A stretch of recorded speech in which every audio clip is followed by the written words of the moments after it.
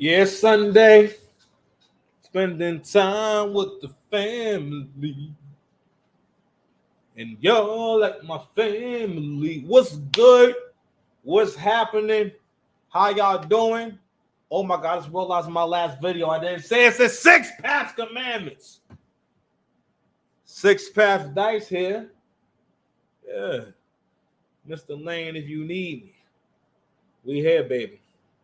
Um, I really didn't know what to talk about today, but it's like going to Target. I once heard a wise woman say, I don't know what I need from Target, but Target will tell me once I get there. And that's the kind of faith I have with this content. That's how dedicated I am to come on here and bear my soul. All right, y'all already know me. I got a little fragrance of the afternoon. You know what I mean, I'm hitting y'all with the incomparable. No, I should go get the whiskey reserve, but I don't know how to tell Levi where it's at. But we're gonna go ahead and rock with the Coastal Cliffs, baby. Coastal Cliffs, baby, from Bath and Body Works. 1, 2, 3. All right. I'm gonna do 8. Because you know what? I need these drawings to last, and y'all can't smell it. So I think we're gonna just do pretend pumps. Pause. But anywho, so like I said before, I didn't know what I was gonna talk about, but I guess today we're gonna talk about the black family. Why isn't the black family a priority in terms of like black folks in general? Like, so earlier today, right? I said pardon me to a guy, older guy. He had to be like in his 50s or so. You know what I mean? He had a match like next colors and whatnot. He had like a fitted cap. Older guy, probably wasn't that old, probably in his 50s or so, right? And I said, pardon me. And he said, man, you the nicest guy in this neighborhood. And it made me so sad when he said that. He's just joking around. And I said to him, listen, the niggas have outbred the black people to the point where it's more niggas than black people. And the black people who are still, who have integrity and morals and are about something, find themselves feeling as though we gotta, engage in niggerdom in order to be authentic. Because authenticity is, to me, is a byproduct of the trust issues you grew up with being in the hood. Because you can't trust no one. Like, you learn at an early age that you can't look for no one to have your back. You can't trust people. You can't count on people to do what they say they're going to do or to stay in your life. All right. A lot of that comes from not having like the stability of family, right? But anywho, it made me upset because I don't know. I guess I don't know what it is, man. I don't know because I'm under stress or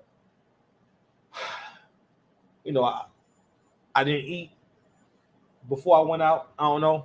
I found myself like sometimes kind of having a bit, I'm a little more irritable if I don't eat. Hold on, y'all. I'm freaking alarm going off. Hold on. My bad, y'all. I'm back. Oh, yo, please like, share, subscribe. Please please. I gotta feed these babies. I need more views, please. I would really be happy if you could like, share, and subscribe, and drop a comment down below. It really helps in my engagement and get more views. Thank you. I know you're gonna do it. I know. Hold, you need some smell good here. Go ahead. I'm gonna take you some. Go ahead. Are you good now? Relax. Believe in yourself. But I found myself in situations where it's like, God damn, you don't got no fucking manners. Like, God damn, like so you, especially like women in the supermarket. I get anxiety in the supermarket. I'm getting to a point where I need to just go when ain't that many people there. Like, I don't get anxiety, but I feel more offended. I find myself being so much more offended at stuff, right? Because I care about people and I care about respectability and respecting others so much that it be kind of hurt my feelings when people are just like rude, like just mad rude. Now, often I'll be somewhere and somebody will be all about my personal space, or somebody will be weaving, somebody just weaving around me and don't say pardon me, excuse me, or nothing. I'm like, goodness gracious, who raised you, right? So, but a lot of this shit comes from not the black family not being a priority for the black woman. And your whole life, when you're a black guy, your whole life, you're always caught up in like this vortex of self-improvement or this vortex of proving yourself, because no one comes around a black guy. There are no black men who are not made to prove themselves. You gotta prove something to someone, whether you proving how tough you are, how fly you are, how smooth you can be, how cool you can be. Like I'm like, that's why the African American black dude is the coolest nigga, because like yo, he's the most people pleasing black man on the planet. Like you really be trying to please people. You know what I'm saying? And that's why that stuff comes from. You know what I mean? Don't get me wrong. Black men in general like to have style, but in terms of like just kind of being trying to be someone's fantasy, like American black men be trying to be someone's fantasy. You understand? Anywho, speaking of black family, so I came across this right here from Cash Dog. Single and I don't give a F about y'all saying I had 2 kids by him. Now I'm just a baby mama, blah, blah, blah. I'm not dealing with just anything to keep my family together. So, in fact, before I get into my synopsis, let's go ahead and read a few comments. So, I don't know if it's Justin LaBoy or Justin LA Boy. She's a Pisces. They fake break up with you every 3 to 5 business days. Hashtag respectfully. Someone wrote, we aren't owed an explanation. Go ahead, sis. He's about to be on. He about to be a child support mom. I guess you mean she. Okay. I'm not dealing with just anything just to keep my family together. Yep, us ladies know what he's been doing. Tisk, tisk, tisk. Nah, she must really be hurt because Cash Doll don't even put her business on social media. I always say a single household is better than a toxic one.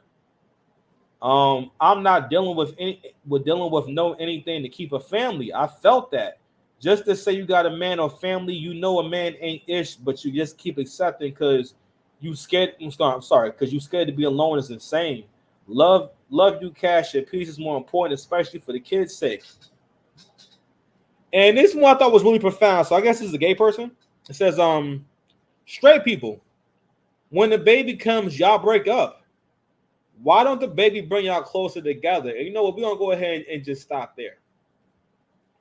And honestly, you know, the answer to this whole conversation, the answer to all this stuff is, what do you prioritize? Right? And don't get me wrong. You have to, for your own self, have, I'm not even going to say deal breakers, but a code you live by, something that governs your actions outside of you. And understanding the value of whatever that system is. And for most of us, it's going to be religion and the culture of our household, the culture of our community, right? That's what we're governed by, right? And basically, it keeps coming back around to male leadership, right?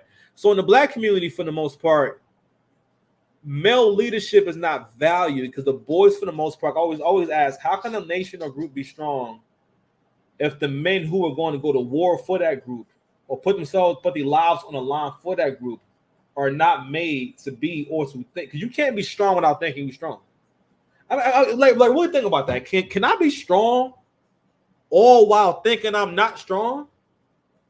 So if I'm able to do 100 push-ups, but I don't do 100 push-ups because I think I can only do 20, do I ever reach my full potential?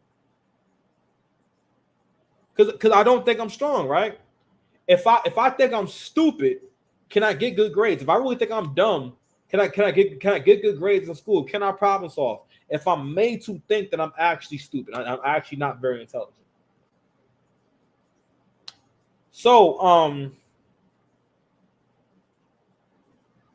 these instances, these things right here, how can I put it? These situations right here are, again, prime examples of, bro, like, what's most important? And I'll also be having to ask, why is it not important to you to have a successful family or to keep your family together? Because the thing is that the thing about the mindset is that, or that going about things that way, is that it's been going on for like generations now, and it hasn't gotten black women anywhere, hasn't gotten any of us anywhere.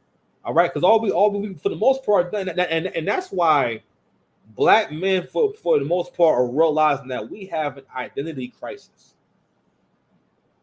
and these conversations going on online, along with self-improvement content on YouTube and the world changing, the economy changing, it's making black men all realize that, yo, this is where I get my identity from. Because like, yo, if you grew up in a single parent household, you spend a lot of time with your mother, right? And we're going over the whole conversation of thinking like your mother, but one of the reasons why it's an issue for the women to not think that the family is important is because when you have boys and you instill those same ideas into your kids. It's the same way, yo. If I'm in the street and I got kids, right? My kids know I'm in the street, or my kids know that I don't have a job, but I somehow have money. Well, I don't have a license really. I don't keep insurance. I don't have health insurance. I don't have a job. They're going to grow up again. Most of the time, that's why they say the apple don't fall far from the tree. It's very hard to be different from your parents, especially in ways that are like that produce great results or make you a great person. That's very difficult. All right. Like, you know what I realized? Like my father would get on me. Not that I never smacked my lips when I ate, but you know, I remember him like giving me this serious look like stop smacking. And I remember him mentioning that his father would say, my grandfather would say that, or he'll get really upset, or he'll pop you beside the head for smacking your lips while you're eating and whatnot. One of the very few rules he had. Shout out to grandpops. But what happened? But I was just thinking today, my father did that to me because his father did it to him. Pause. Or I think about how I call my son and my brother and my sister. I call them all youngin. You know what I mean? How that slides off. You know what I mean? Pause. And it just comes natural. Another pause. Right? And listen, like that's humanity. So you are going to be whatever you grew up, whatever you learned. So and again, that's one of the reasons why, like, yo, like if I would have understood and took family building a lot more serious, I wouldn't be in the situation I'm in now. Because I would have understood what makes a woman a good wife, what makes a woman a good woman. You know what I'm saying? All that stuff. But anywho, I know I went from a bit of a tangent, but let me get back to this post. I think it's a few more things to pull out here. Pause. And before I move forward with that, the gay person asks straight people, why when the baby comes y'all break up? Why doesn't the baby bring you closer together? You know what's really interesting? Somebody had a comment about postpartum. Let me see if I can find it. Oh, hope everyone's taking it easy on her. Postpartum depression is real. What people don't know is that, or I'm sorry, if you haven't been around long enough, you don't know that Kash doll, one of her like I guess if there was a table of contents to her story, one part of the story is going to be about her being a stripper, right? And how much money she made in one night as a stripper. Let me see if I can find that video. One moment, guys. So like that was like her 50 getting shot 9 times story. One second. Kash doll.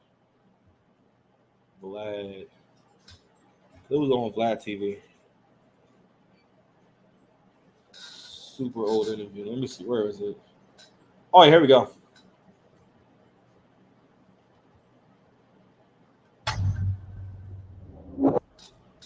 So were you 19 when you first started dancing? No, when I first started dancing, I was like 21, 22. Because when I first decided to dance after I got out of school, I didn't do it. I went one night and I just never went again. It was like, I didn't do it until the situation happened with my mom. With my apartment. That's when I moved back with my mom. I was like, okay, let me just do it. Okay, so dancing looks easy, and it looks like it's just a bunch of free money. But what was it like as a 21-year-old to suddenly walk into this dark club with a bunch of strange men for the first time ever as, a young adult? And I don't even know if I was exactly 21. I'm trying to figure out, because it was around 2012, 2013-ish. It was up in there when I first started. But I walked up in there and I'm like, oh, I was shitting bricks. It's like, these are grown ass men, you know, with money. These are all the drug dealers. These are all the guys that all the girls like in here. I'm like, oh shit. But remind you, I always been popular. So like even in high school, I was like the 9th grader that hung out with all the 12th graders. My boyfriend was in the 12th grade. He played basketball. You know what I'm saying? Like I was always that girl, you know? So like even in the neighborhood, I was always that girl that people couldn't wait to come outside, you know, because I barely came outside because I was dancing all the time. They barely see me.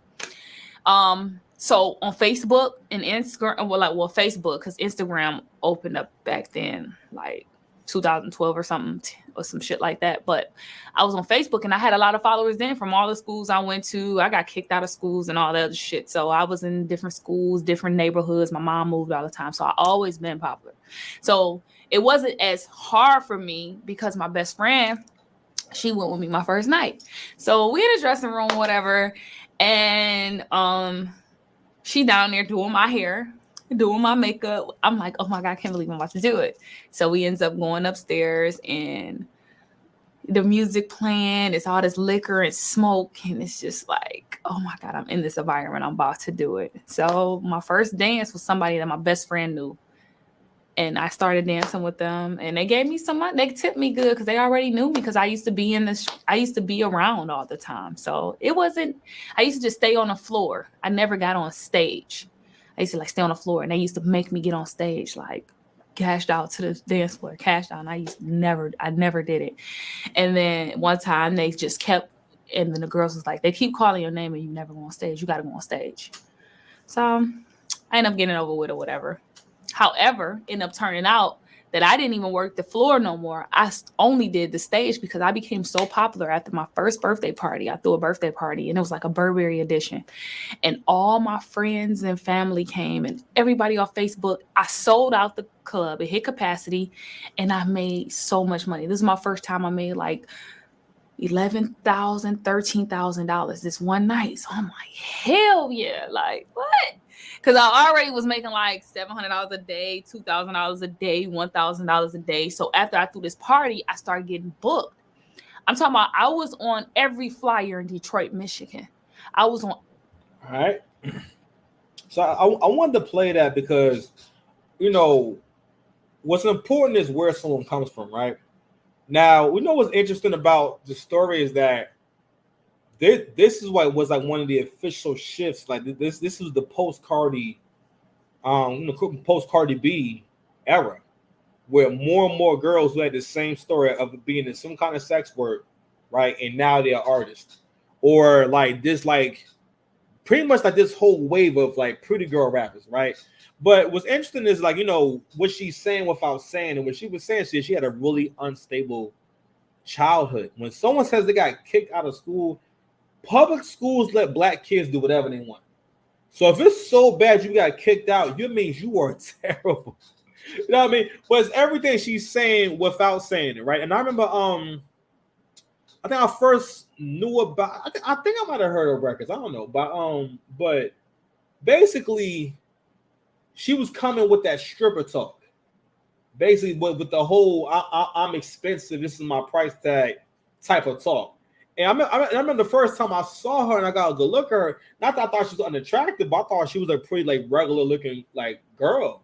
And I bring that up because of I didn't realize it was the culture in the uniform, and it's the attitude that comes with the culture, the uniform, that kind of lifestyle, right? And also, yo, she's an authentic sex worker, former sex worker. Because at the end of the day, everyone knows that women who dance don't just dance. Someone is paying for them private sessions. If that's not all you do, that's where the money comes from. All right, it's not just dancing. All right, if you go to a strip club, you know that for the most part they're trying to get you to the back room anyway to get you to spend more money. Don't get me wrong. I'm not saying they're trying to give you the time of your life, but the whole idea is to get you to buy a little bit of relations. If you catch my drift. I think my drift is caught. But I bring it up because we're looking at the present day. This is years ago now, right? Let's see. That interview was, that was actually only 44 years ago. My bad. So this is 2020. All right. And she's talking about something that happened a long time ago. So, anywho, the reason why it's important now is because, like I said before, your upbringing is everything. And another reason why I bring up it being the post Cardi B era is because, that would be such headlining news if you found out that Aaliyah was a stripper before, or Beyonce was stripping. Like, that would be like, yo, really? What? Like, that would have brought her image down, right? And what Kash Doll and women like her, what they represent is just the degradation of our image to the point where you cool telling this whole story about how you used to be a stripper and that you was, doing something strange for a good piece of change. You know what I'm saying? But a part of the reason why she was comfortable saying this, because for one, she don't care about what her family thinks, what her future children are going to think. She's not thinking about that. The reason why she felt comfortable saying that's because she got paid and she was compensated. Like, the soul, the spirit has no bearing in this conversation or in the situation. To her, she's like, oh, nah, I did what I had to do. And this represents also how Black people feel okay with anything as long as the person got money or the person getting some money. And we automatically associate money with good. All right. And that shows that, our values are not in the right place. And I'm not saying, listen, she's just a rapper, but she's still perpetuating the whole mindset. Now let's go back to this drawing right here. Where is it?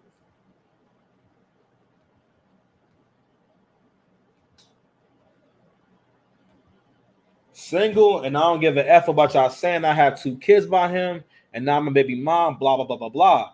I'm not dealing with just anything to keep my family together. And don't get me wrong. Listen, if this is some kind of abuse going on, if you're putting his hands on it, or it just can't work. I mean, listen, I guess. But also, at the end of the day, right?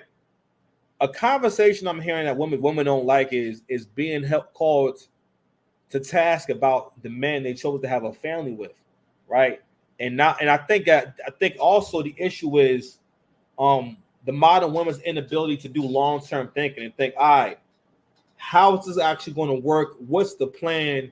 And what are the odds that a positive outcome will come about? Also, this is also the end game of selfish thinking. We live a much richer life, and we feel more whole when we contribute to the group and to the lives of others. That's why all of us feel happy. I mean, to be good parents and see our kids happy and see our family happy. It starts there, but it shouldn't stop there, right? Like, little one, come here, little one. Little one.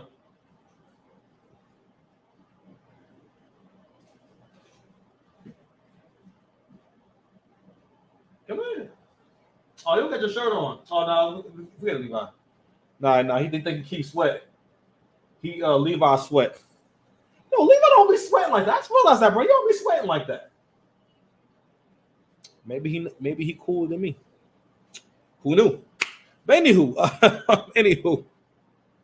So I just wanted to kind of explore like why we see this, why and also why it's supported. You saw in the comment section, there's so much support, and again that also goes into the white supremacist mindset. And I'm saying that Black women approach Black men with, in terms of always assuming that no matter what, the Black man had that done something wrong, right? And the last clip that I want to get is 2 more clips I want to get into. Another reason why I feel as though Kash Doll is cool with just saying, I don't care if we have 2 kids or not, is because she sees all those people as belonging to her. And when you have a belonging, it's a belonging. If you don't want to use it, you don't have to use it. You know what I mean? There's no law against not driving your car, right? There's no law against not wearing a certain pair of shoes, right? But if you feel as though I own these things, no one can tell you what to do with them or when to use them or how to use them, right? And I was looking for something else, but I saw a very interesting clip online with interesting concept there. Sad because it actually not sad. It makes me feel extremely guilty because I am taking a strong black man away from them. What did that just sound like? Her saying, I feel like I've taken a black man away from you. Who owns him? I'm confused. Who has ownership over his body, his mind, his heart, that you're taking it from somebody? You're not taking it from anybody because he is an individual that is owned by nobody. He is not owned by his race. He is not owned by his gender. He's not owned by his family. We talk about getting out of enslavement and systemic racism and all this stuff. You are quite literally setting up a modern day enslavement of like what black people are supposed to think, who they're supposed to date, who they belong to, as she just insinuated in her comments. Why is that good? Why is that helpful? It does make me sad. So, oh shit, you guys can't see. My bad. Second time I've done that. But you heard it though. You heard it though. It does make me sad because it actually not sad. It makes me feel extremely guilty because I am taking a strong black man away from them. What did that just sound like? Her saying, I feel like I've taken a black man away from you. Who owns him? I'm confused. Who has ownership over his body, his mind, his heart, that you're taking it from somebody? You're not taking it from anybody because he is an individual that is owned by nobody. He is not owned by his race. He is not owned by his gender. He's not owned by his family. We talk about getting out of enslavement and systemic racism and all this stuff. You are quite literally setting up a modern day enslavement of like what black people are supposed to think, who they're supposed to date, who they belong to, as she just insinuated in her comments. Why is that good? Why is that helpful? So there you go. All right. To a certain degree, I mean, I don't know if this girl is mixed race or not, but she is a I don't call her divested, but you know, she had a white man. So and she's kind of known for being in white spaces, and she seems very comfortable in white spaces. And hey, more power to her, right? But she talks a lot about interracial dating, and again, a lot of YouTubers, if you want to be successful, you have to have somewhat of a recognizable niche, or at least a recognizable approach to how you do things, right? So she talks a lot about pretty much like racial dynamics, pretty much. It's a bit of the black conservative, I don't say rhetoric, but I mess with it because most of it is pretty logical and it's as logical as you're going to get. But you know, I don't know. Listen, as black guys, we always kind of question or side eye, you know, because a lot of times we see black women with white guys. A lot of times, like they, especially like those who kind of like have that dialect that she has, or that speech. Or talks the way she talks and whatnot. A lot of times, those women they mostly only date white men, or they're going to make it a point to date white men. But anywho, I think in a way she's playing coy, right? Because the feminism game that all comes from white women, right? And another component to feminism that's a little more covert is the man becoming the woman's property, all right? And being able to, the woman being able to extract resources from him and time and effort from him, all while not giving, and also convincing you that he is not owed any effort from me. I don't owe him that, but he owes me everything, like property, right? Like my car. My car can't make a demand from me, but I can make my car do anything, and no one can ever say, "Hey, 6 pounds, you gonna change your brakes?" No, like no one's. I'm not gonna go to jail if I don't change the brake pads in my car, right? I'm not gonna have to go to court because my car needs an oil change. You know, so my car can't call anyone. Could you imagine like what would happen if your car had a soul and it was a person and it could so many women would have their cars taken from them. They like car protective services will come and get those cars overnight. All right, I'll be reporting all y'all. Matter of fact, I'll be reporting everyone in my family and whatnot. I'll be making calls in the bathroom. Listen, y'all gotta call the cops down here. Call car protective services. You know her tires are bald. You hear me? The tires, homie, the tires are bald. Okay, ain't no telling it if she's gonna be able to stop next winter. You know what I mean? Yeah, that will definitely be laws, and y'all will definitely be losing your cars to the system. if you have like car abuse. But I touch on this because it's dawning on me more and more how much, again, for black men think like property, and black women for the most part see black men kind of as like they property in relationships and stuff like that. Like the other day, it was like a while back, I heard this girl say that, oh yeah, my uncle said that he feels sorry for these women, and he had 4 baby mothers, and he take care of them all, and this and that. And like, years ago, that kind of talk, what it would do is make black men straighten up and say, hold on, I'm a good person. You don't think I'm fresh? I ain't fresh. I ain't masculine. I ain't this. I ain't that. Like, black men, again, are always trying to prove something to someone. And don't get me wrong, there's nothing wrong with that, because when you overcompensate, a lot of times greatness can come from overcompensation. So there's nothing wrong with trying to, put your best foot forward, right? But what it leads to also is you not having a fulfilling life because you don't know what makes you happy. You don't know what a good relationship is. I mean, and again, that's why on the Six Paths Commandment, Six Paths TV, we're here to improve your communication with people, places, and things by making you improve and increase your communication, so we can increase that logic. The same voice you talk with is the same voice you think with, right? If I can get them both to be clearer, when you have your thoughts will be clearer. The answers will be clearer. And I can get you to self-correct, and I can go on about my business and go to Bath and Body Works and make my cheeseburgers. My cheeseburgers. Not your cheeseburgers. Anywho, so I'm gonna say about that. But anyway, yeah, so there's always this thing about telling black men how they should act. And she had made another comment. I think it was like a while back, a year or two ago. And she also was like, yeah, if the women were talking about having a man, it would be good to have a man to help out with the bills. Then I remember this young lady saying, yeah, because, baby, I don't see no other benefit. I'm like, God, dog, that is grim. Did you just say you don't see no other benefit to having a man but helping with your bills? God damn. Oh, what happened? What happened? But anywho, let me show this last drawing, man. Tell me what y'all think about this. So honestly, I feel like these kind of videos, the purpose of these kind of videos is to get black men back in line and to get them back on the program. You know what I'm saying? Like slowly but surely, shows like Pop the Balloon, all this other stuff, these dating shows, these are all shows to get black men to realize, nah, you're not in control. All right. Like don't forget who the big homie is. All right. And don't forget, basically in so many words, the validation, the qualification. That's the point that Angry Man made. The point of these shows is to show black men that all women, no matter who they are and where they come from, they're all qualified.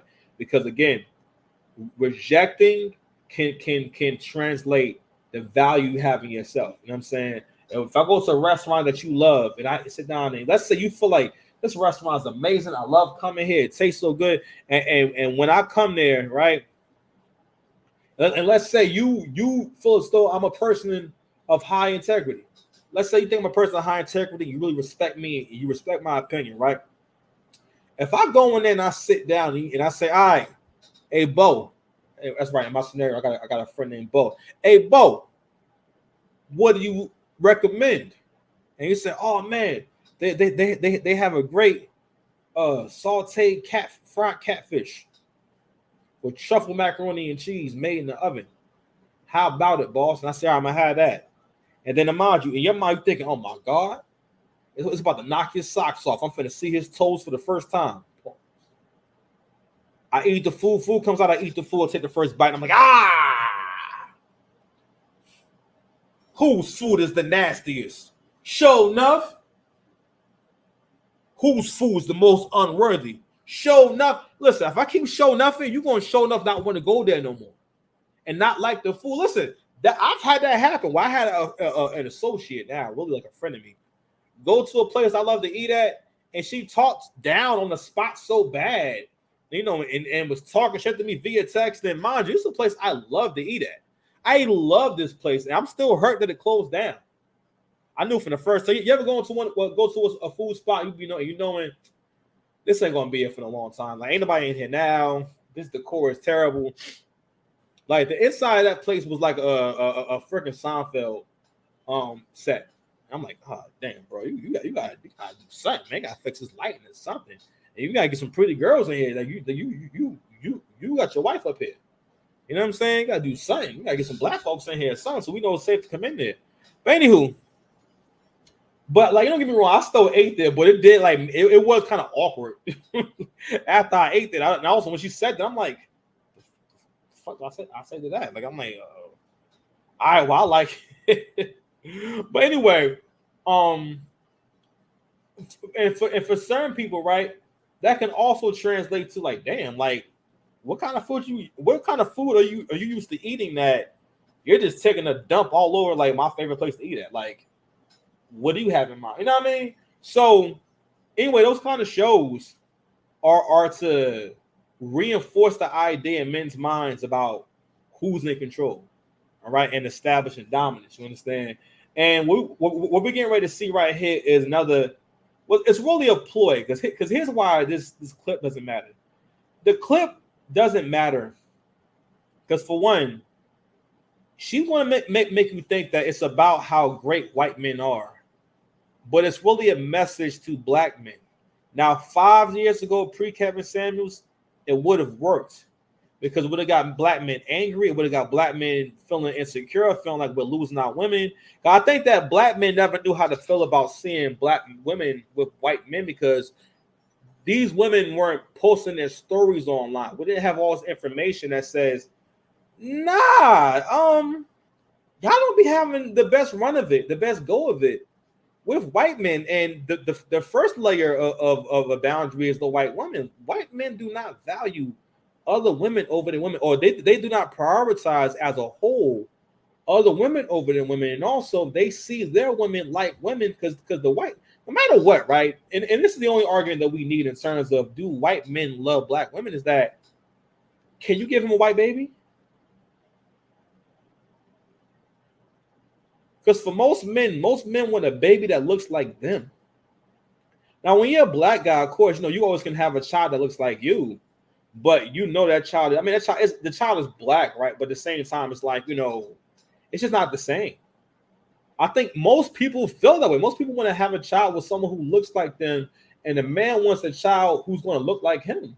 Why do y'all think that white men don't want children who resemble them to carry on a legacy legacy in terms of like, the average person, like your reputation, family, your ideas, your thoughts. I feel like when people think about legacy, they think too much about huge accolades.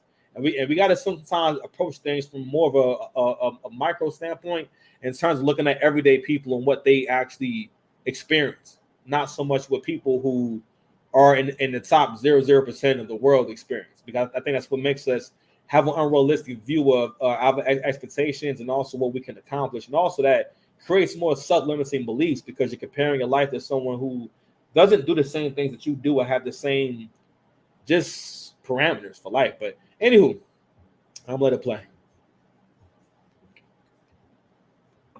Are we dating the same kind of black men? Like all the black men you've dated, do they hang out at the same spot? Do they have the same lifestyle? So I'm from Florida. I've always been attracted to men from the South. I always wear braids. Once I changed to straight hair, the looks that I get from other races is like, it's crazy. All different type of races are just, they're turning their head. My mom said, get straight hair. The change that I've seen and the type of men that are looking my way is completely different. I love black men, okay? But they just not doing it. They're not putting in any effort. Hold on, Harvey, you came in hot. They're not giving the effort that we need. I was walking in the mall and this Italian guy approached me. That's different for me. 30 minutes later, I was like, I'm going to Eddie V's to have dinner or whatever.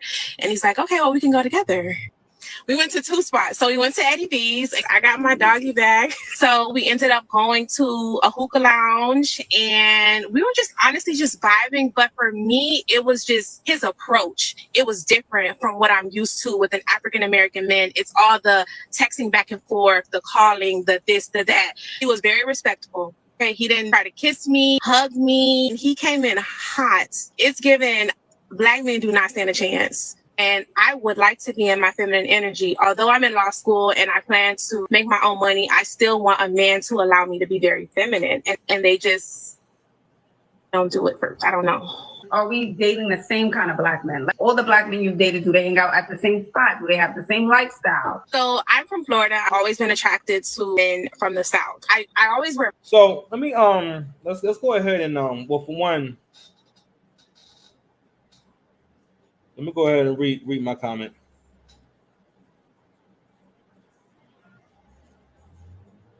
These fake stories ain't going to work no more either. There is basically these are basically commercials for women to make bad decisions. This is divested talk, and the white man's water is wetter logic. White men don't approach Black women, and only Black and Latin men cold approach. It's not really a thing with other men. I had another comment, I think, because this one seems to be after my first one. Hold on, because it seemed like when I wrote it, it seemed as though like I was like a continuation of my other thought.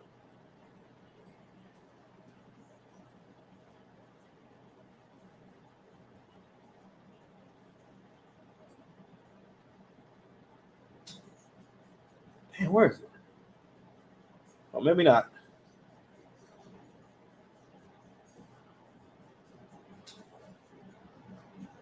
Oh well, whatever. I guess I can't find it. So anyway, the point I want to get to, don't get me wrong, if all this stuff happened to you and whatnot, and you had a great you know what's funny is I'm sorry, if all that stuff happened and you had a great time, listen, more power to you. I'm glad that you met someone and you had a great time, right? But it's so many different things that are said, and this is why. And again, this is how women can outsmart men. And women are only outsmart men in this area because men don't really relate to or understand how women tell stories and basically how well women are. I'm sorry, how well women can manipulate you to get you on their side. It's something. Now again, I think she's telling a story. And also remember that whenever a woman tells a story, she's always telling a story where she's the hero. She's the hero, and she comes out on top in every story. Always think about that. If she don't come out on top, it's because everything was out of her control. She was tricked. She was a victim. Either she's the hero or the victim in the story, right? But if the story is true, there's several things that she's not alluding to. First of all, he didn't ask on the date. He didn't inform her. So what you're saying basically is that, first of all, you saying that it's new to you for a man to approach you and you are a Black woman as a bold-faced lie. You have been approached by plenty of men in your life. All right. I ain't see the whole picture, but that's not a thing. I'm not saying that, wherever you are in the world where Black men are at, that you're gonna get catcalled, but for the most part, Black men cold approach the most. Okay, that's one, right? And then she said, oh well, he asked me what I was doing, and I said I was going to lunch. Right? So at this point, this guy's so you basically saying this guy was a stranger that you just met, and you don't know anything about him. He could be anyone that have any kind of intentions, and you basically went and had lunch with him, right? Now, and then she said after that we went to a hookah lounge. And after that, he didn't try to kiss me, anything like that. First of all, that's a lie. Because she also said he's coming in hot. Never specified how was he coming in hot. What she's basically saying is this is a commercial for bad decisions. Because what she's trying to say is that, hey, baby, go check out what these men got going on. Right? And she's trying to pull you in with the whole mindset. The whole mindset always looks past everything and goes straight to either a really good time, a lot of stimulation, or a lopsided deal, or a fool, or someone that basically the kind of man that I can get a lot of attention and resources from. Because he's trying to insinuate that this man loves me so much more. They just take us more serious. Basically, they know how to worship a goddess. That's what she's trying to say. But again, we're going with your story, right? And that story is basically saying that I lowered the standards. Because for the most part, do women accept dates from men that they don't find attractive? Or do women at least want to know something about you or talk to you before they go on a date with you and spend time with you? You know what I'm saying?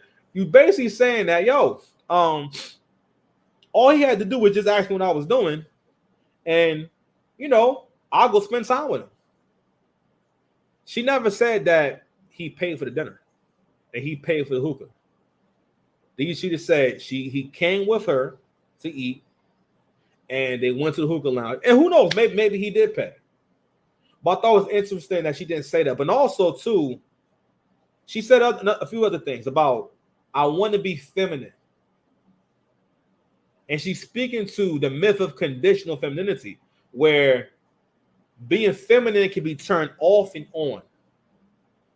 But we understand that if a man is masculine, he's masculine. It doesn't turn on and off, depending on the person in front of you.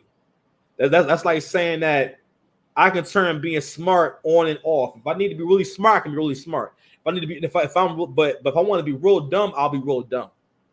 I know what, maybe people do that. Maybe that ain't the best analogy, but you get it. You get the concept. I'm moisturized, baby. Get the concept, right? So,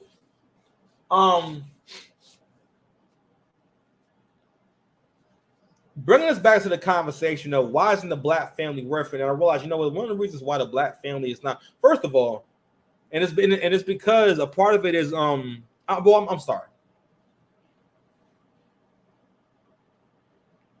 Maybe it speaks to this desire that apparently a lot of black women want to be with a white man, right? And I guess maybe it's a byproduct of the jealousy towards the things that, or what they perceive to be luxuries and privileges that white women seem to afford or seem to have available to them, right? And we always see that, and black people in general do this, but the white man's water is wetter. She didn't say, well, for one, she didn't say whether or not, for one, are you guys dating? Have you met his family? Are y'all in a relationship now? Or, what's going on? She talked about meeting a stranger and letting her guard all the way down and spending the day with him. First of all, no one does that. No one just randomly spends the day. The kind of man that could afford to take on a dinner and then go to a hookah lounge, that sounds like easily a $200. It sounds like he wants to like a nice restaurant. That sounds like easily a $200 day. Men who can and on top of that, men who have money don't really do that.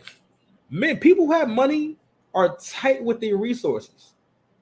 They're not going to meet some random person and say, yo, and especially not a white. Listen, only way a white man is doing that is if he thinks he's going to get something out of it. It's not. And what she's trying to make women think is that he was so taken by just my sexuality and my beauty, that he just wanted to spend money on me. Baddie syndrome, the hair, the makeup, the lashes, and she even said the straight hair. Like the first part of the story is saying, when I made my hair more like a white girl's hair, I was able to get white men. And she's also not speaking to what are the qualifications of these white men. And she ends the video with, it's giving black men don't stand a chance. And what she's not understanding is that you're going to keep experiencing what Cassie experienced at the end of her relationship with Diddy. She was Diddy's girlfriend. Ryan Leslie saw her as a superstar and wanted her to be a superstar. And without Ryan Leslie, she wouldn't have met Diddy. But in Ryan Leslie's eyes, she was it. She was the pinnacle. She was everything. In Diddy's eyes, that's my girl. And I'm not saying anyone deserves abuse or should be abused. I'm just saying the difference in what women don't pay. And again, and women don't like the idea of the options being limited, or that this man right here loved me. I don't know the other man who loved me. You don't even know. It's one thing if you know this other guy, he's sacrificing for you. And I made this point before about the whole threesome thing. That's one of the reasons why having another man in a threesome is problematic, because your body, I'm sorry, your body is your reward to him. You give it to him because you think so highly of him. And when you have a threesome with another man, you're basically saying he don't gotta give me nothing. All right, he don't got he can just come in and get what no one else is supposed to get from me. You know what I'm saying? But anywho, I had one more clip, man, and I wonder, and again, and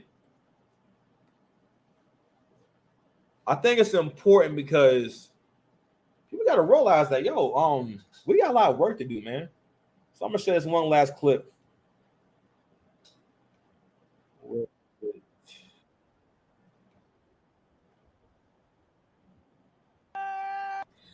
I'm currently in Italy, and yeah, they don't like.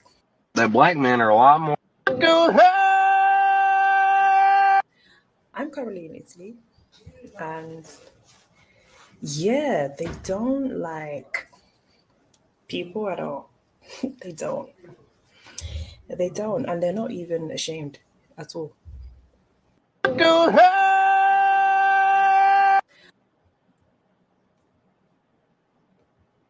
Now, black men, when we travel, we know that wherever we going, we have something to prove, and we got to present and be on our best behavior, okay? Because ain't nobody playing with us. And whether you're a good dude or not, or whether you've ever been in trouble or not, whatever. You know what I mean? We understand that wherever we go, right? And I remember years ago being at work and whatnot and hearing like my coworker say, like, they were talking about traveling. They were talking about Middle Eastern men. I remember her saying, yeah, and they love black women, girl. You know what I mean? And like always kind of hearing that, always hearing how all these other men love them and whatnot. And I'm not saying that other men are not attracted to black women. I think black women are beautiful. Of course, I'm a black man, right? Especially old girl that was in that video. I'm too fun. I'm too fun. I'm too much, right, Levi? I'm too much fun.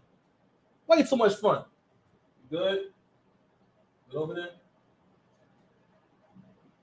He got snuffed and he ain't. Word? Will he be hanging like that? Levi. He got snuffed. He got snuffed. And you're not, nah, bro. You're not carrying my legacy. You're not carrying my legacy at all. I do by myself. He got snuffed and he ain't do nothing. You got snuffed. Yo, put that in your YouTube. I'm surprised that's not a viral video. You will have the most fun you've had in a long time if you watch that. Thank me later. Write in my comments if you watched it. You know what? We'll watch it right now. How about that? Let's go global with love. How about that? And that nigga put his fist thing on your face.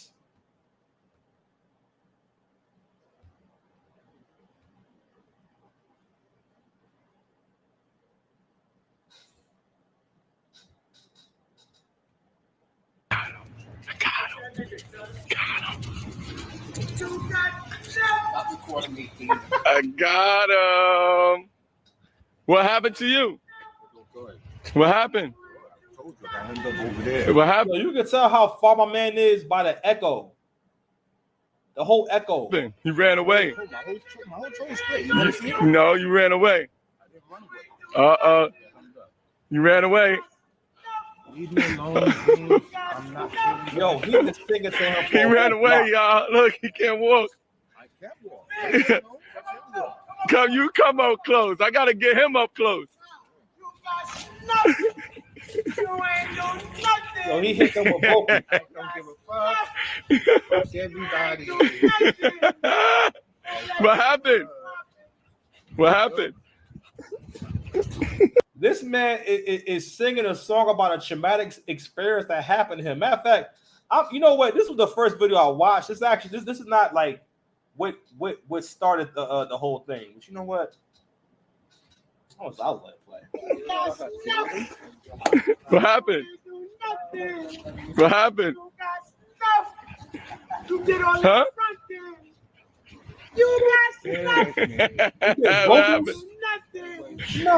You got nothing. You did all that fronting. You What got happened? nothing. You ain't do nothing. You did all that what? You did all that fronting. The pivot was crazy. That man put his fist in your face. That's how he did it too. Push you and you ain't say nothing. Cause you PUSSY. Oh yeah, I get it. You get it. That's the culture, man. That's one of the things that make the American black man the coolest nigga in the world, because you have to deal with someone, like that is so, that's so much creativity he put into disrespecting that man. He's talking about this guy getting humiliated by, I don't know if they bums or what. I don't know what's going on with these people, but it just seems like crackhead activity. But anywho. Nah, man. So anyway, all right, man. So like, share, subscribe, man. I think I'm done, man. This is almost an hour of content. Yeah, man. Cash Doll said, "F them kids." She was like, "I'm single as fuck. I don't care. Basically, I don't care to be our family together." You know what I'm saying? Let's get 6 past commandments.